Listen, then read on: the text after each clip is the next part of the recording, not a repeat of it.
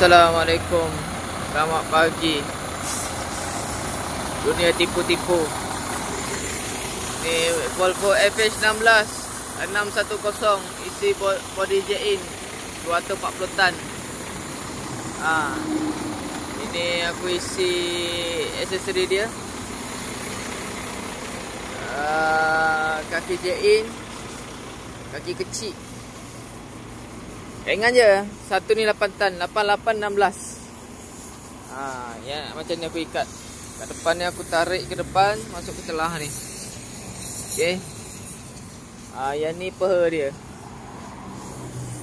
Peha dia ni aku ikat tengah-tengah macam ni. Oh, kuat lagi habis hitam.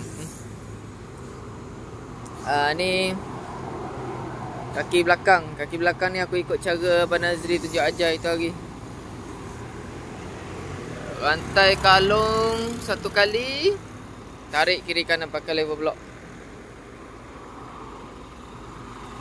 Ni lagi satu lori isi kaki panjang.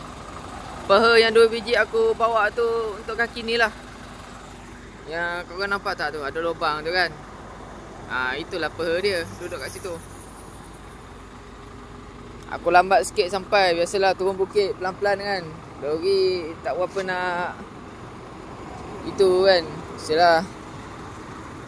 Boleh tahan panas juga. Tak adalah panas sangat, tapi boleh lah. Ni aku lekong ataupun kalung satu kali, tarik kiri kanan pakai lever block.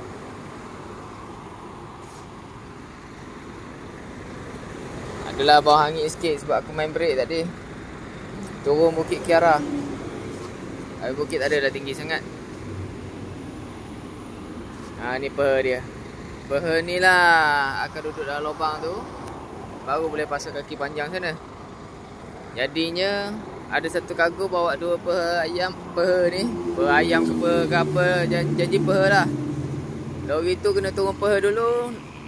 Lepas tu aku turun peha sekali dengan tapak ni, barulah boleh turun kaki panjang. Turun kaki panjang barulah body tu boleh turun. Baru sampai orang besar parking ni.